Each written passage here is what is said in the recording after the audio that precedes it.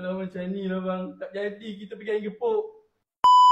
Hari ini kita akan mengenal peralatan yang terdapat pada jentera EMRS kita.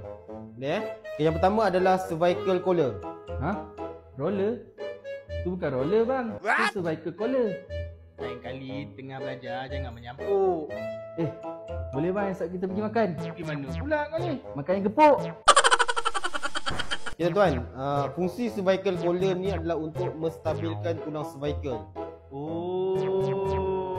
Yang kedua adalah upper limb. Fungsi dia adalah untuk menyokong dua sendi yang patah di bahagian tangan. Faham? Berangan? Mana ada saya berangan? Saya tadi dengar je.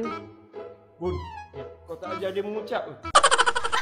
Kali lagi dia buat hal, mati budaknya tidur kan. Baik tuan-tuan Yang ketiga adalah lower limb. Fungsi dia adalah untuk menyokong dua sendi yang patah di bahagian kaki.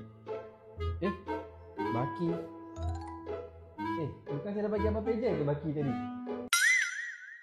Kau nak tahu tak cara pakai dia macam mana, Pek? Ha? A few moments later. Pek, macam ni lah cara pakai. Itulah, lain kali orang cakap jangan menyampuk. Kalau macam ni lah bang, tak jadi kita pergi air gepuk. Ayam gepuk.